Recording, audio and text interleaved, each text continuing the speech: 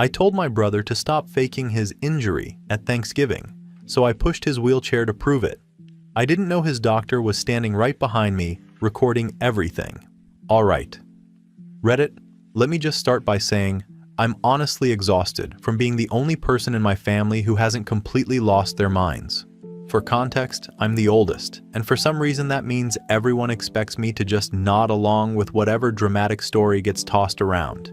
Eli's my brother, always been the sensitive one who can't handle stress without turning it into a whole production. So when he fell at work a couple months ago and suddenly ended up in a wheelchair, I honestly thought he was joking at first. Then I realized he wasn't joking, he was committing to the bit. The way he explained it made no sense. One day he's walking around just fine, the next he's rolling into family dinner acting like he's 2 seconds from collapsing. I tried asking normal questions like what exactly happened or why he needed the chair out of nowhere, but he always had these long, vague explanations that sounded rehearsed, and everyone ate it up like it was the most tragic thing they'd ever heard. Meanwhile, I'm the bad guy for pointing out how weird it all looked. The thing that really pushed me was how fast my parents jumped to rearrange everything for him.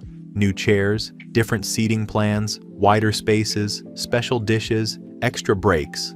Thanksgiving basically became Eli's special needs day, and everyone was fine with it except me. I'm sorry, but when someone suddenly needs all these accommodations without a clear reason, I'm allowed to question it. And yes, I saw him walking, not full-on running a marathon or anything, but enough to make me say, hold on. I caught him going down the hallway at a family gathering last month. No chair, no limp, nothing. He stopped the second he noticed me and acted like I didn't see anything. That was the moment I knew for a fact he was milking this. So by the time Thanksgiving rolled around, I was already irritated. I had been dealing with this fake performance for weeks, and honestly, the whole atmosphere of the day was miserable. Everyone was tiptoeing around him, acting like breathing too close to him would cause permanent damage. And the worst part was how he acted like this was all happening to him, like he was some tragic hero we were lucky to be in the presence of.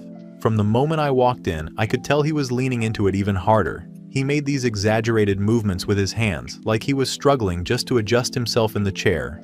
He kept grimacing at random moments for no obvious reason, and anytime someone asked him a normal question, he would sigh dramatically first, like even speaking was a burden. It was honestly unbelievable. Midway through dinner, when Eli was being praised again for being strong, I just snapped. I don't know if it was the wine or the tension or the way everyone was letting him control the whole atmosphere, but I hit my limit.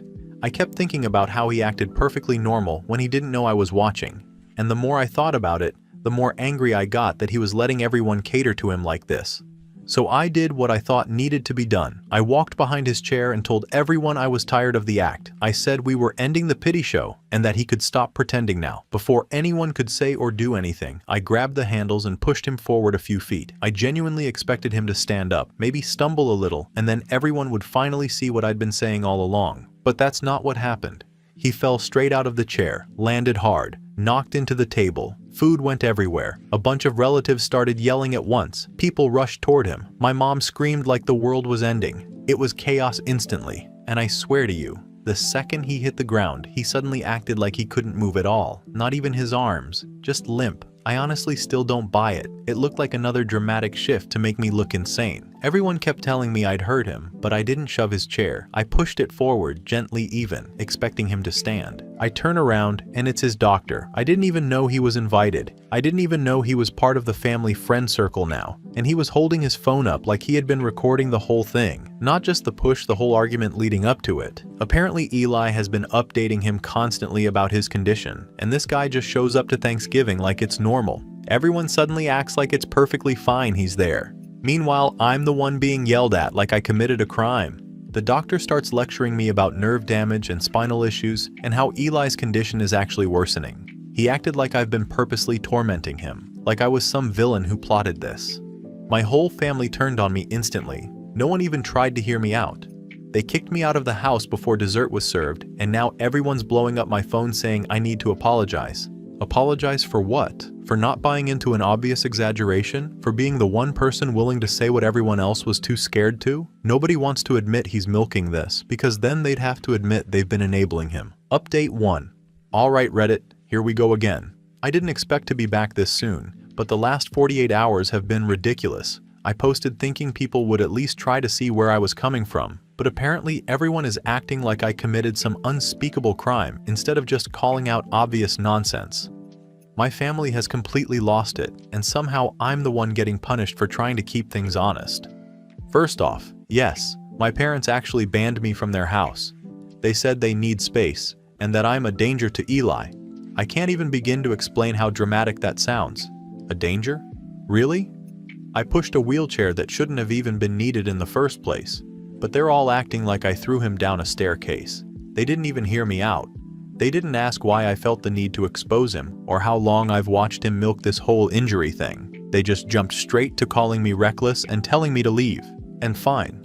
Whatever. I left. I'm not going to beg to be around people who are determined to believe the worst about me, but I'm not going to pretend I'm not annoyed that everyone's bending over backwards about this like Eli is some fragile saint. He's been soaking up the attention. My mom's bringing meals to his house, my dad's fixing up his porch, and every relative who wasn't there for Thanksgiving is apparently lining up to send him sympathy messages. Then yesterday, I got a text from Eli's doctor. The same doctor who recorded me without saying anything. He told me to meet him at his clinic because there were things I needed to see. Honestly, I thought he wanted to apologize or explain himself. I didn't think a medical professional would insert himself in family drama like this.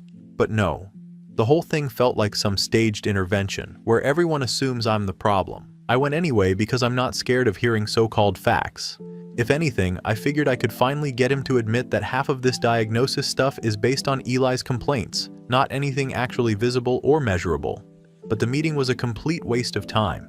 He sat me down and pulled out a stack of papers that he clearly thought would shut me up. He went through scans, test results, nerve studies, all of it. He acted like he was presenting evidence in a courtroom. He kept pointing to little diagrams and charts like I'm supposed to suddenly believe everything just because he printed it on nice paper. I'm not stupid. I know when someone is putting on a performance to make themselves look credible. He talked about progressive damage and loss of function and neurological decline. The whole thing felt rehearsed. I've seen people fake worse injuries than this. I even told him it looked like something you hand to insurance companies just to get them off your back. He didn't like that. His whole professional smile dropped, and he started going on about how I don't understand the severity. Yeah, I get it. He's protective of his patient, but that doesn't mean Eli isn't exaggerating half of this for sympathy. And that's when the real twist came out. Apparently, he didn't just record the push. He recorded the whole lead-up. He had audio of everything I said before I even touched the wheelchair. I don't remember half of what I said because I was frustrated and tired of the whole situation, but he sure played it back like he was unveiling some big crime. And of course, Eli's wife heard it, and she's now talking about filing charges. I swear, none of these people understand context. I wasn't threatening anyone. I wasn't trying to hurt him.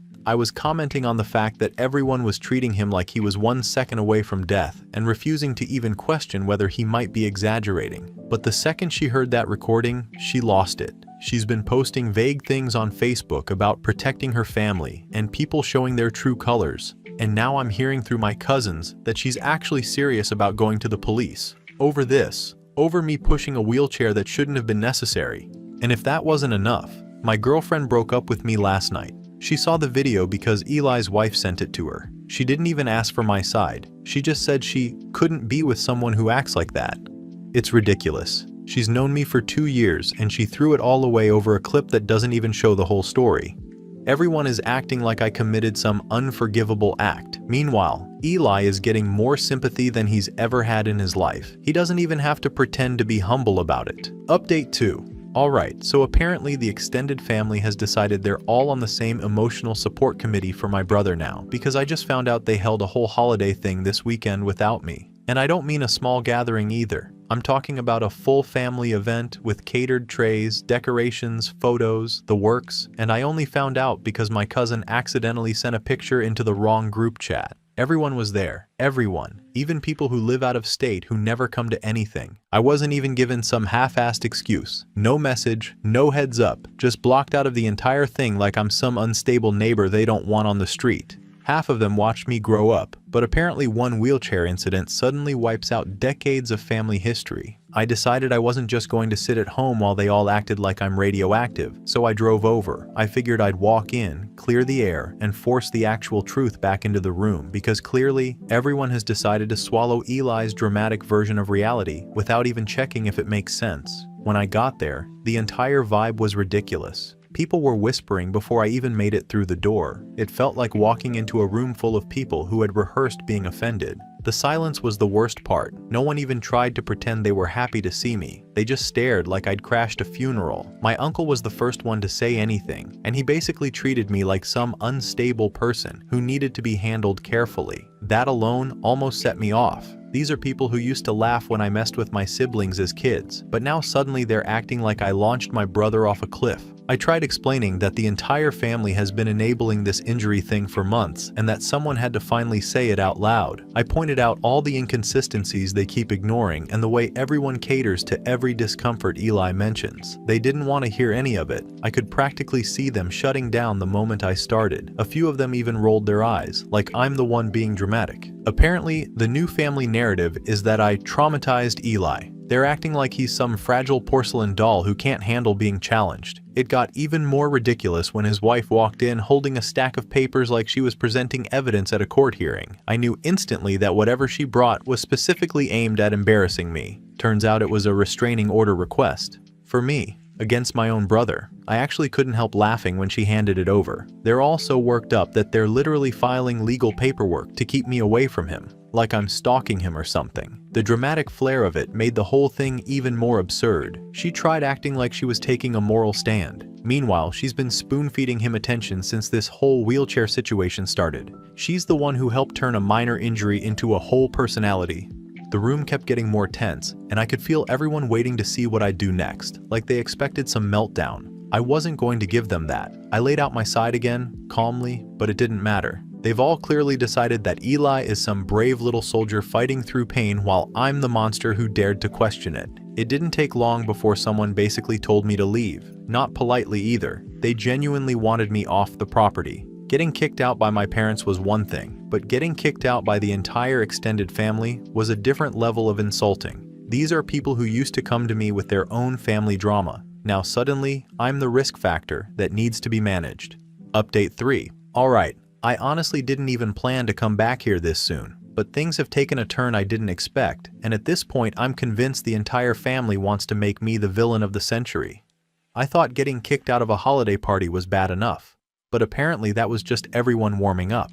So today I got a letter in the mail. Not an email, not a text. A full-on envelope like something you get when you forget to pay a bill for 3 months. I open it up, and sure enough, it's from some lawyer Eli hired. I didn't even know he had the energy to do all this since he's so injured. But I guess being dramatic gives him superpowers. The letter basically says he's pressing charges for assault. Actual charges, over something that wouldn't have happened if he wasn't dragging this injury storyline out like a soap opera. And now everyone's acting like I intentionally tried to kill him. I swear, nobody in this family understands how intent works. If I wanted to hurt him, I would have done it years ago when he was actually annoying instead of whatever pity project version he's become. Anyway, after staring at the letter long enough to get a headache, I decided to go over to Eli's house. Not to fight, not to scream. I honestly wanted to clear the air before this got any worse.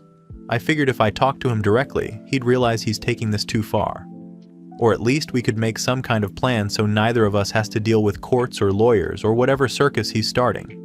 Well, apparently they've decided I'm not allowed to show up unannounced anymore. I knocked, waited a second, and suddenly his wife was at the door with her phone already up like she was expecting me. She didn't even try to hide it, just held it there while staring at me like I had rabies. I tried explaining why I came over, and she kept recording everything. I wasn't yelling or anything, but she kept telling me I was escalating. She's gotten really comfortable acting like she's the hero of all this. Then Eli came out in his chair, looking exhausted and acting like me standing on his porch was traumatizing. I talked to him calmly, tried to get him to see that this is getting ridiculous, but he just sat there shaking his head like he was some disappointed parent. The whole thing was a joke. I didn't come there to fight, but every time I tried to talk, his wife kept reminding me I wasn't supposed to be there and that they were documenting for legal purposes. I'm sorry, but what legal purposes? Acting like I'm some danger to him? If anything, they're the ones turning this into something ugly. I'll admit I got frustrated. I reminded them that I know plenty about this family that wouldn't look good if other people heard it. Not threats, just reminders. Apparently even saying that is now intimidation because his wife gasped like I admitted to a crime. She eventually told me to leave or she'd call the cops. I'm not dealing with that, so I went home. But not even half an hour later, I get a text from my cousin telling me that Eli's doctor has handed over more videos and notes. Not just the Thanksgiving recording, apparently he's been filming other stuff too. Things like Eli trying to stand and collapsing, or him needing help getting out of bed. I guess the doctor thinks dumping every dramatic clip he has is evidence. Honestly, I don't know when everyone decided to turn our lives into a documentary, but it feels like everyone is rooting for the worst possible version of events. Final update. Well, here we are. The part everyone kept telling me I was bound to reach eventually. Like this whole situation was some predictable road I laid for myself on purpose. If you've been following along since Thanksgiving, you already know most of the mess, but this is where everything landed. And honestly, after the last few weeks, I don't even recognize half the people I used to call family. I'm not sugarcoating anything. I'm not pretending this went better than it did. I'm just laying it out the way it happened, because no matter what anyone thinks of me, I'm not going to sit quietly while everyone else rewrites the story to make themselves look saintly. That's basically the theme of my life lately. Everyone gets to cry and play the victim, except me. So let's start with the legal part, because that's what everyone keeps texting me about, like I didn't live through it myself. After Eli filed charges, I kept telling myself there was no way a judge would take it seriously, because in my mind, the whole thing was blown so far out of proportion, it was barely recognizable. I didn't hurt him on purpose. I didn't wake up that morning planning to push him or embarrass him. I wasn't trying to cause damage. All I wanted was for everyone to stop pretending he was some helpless, delicate thing when we all knew he loved being catered to. But that didn't matter. None of that mattered once the doctor handed over his files and those videos.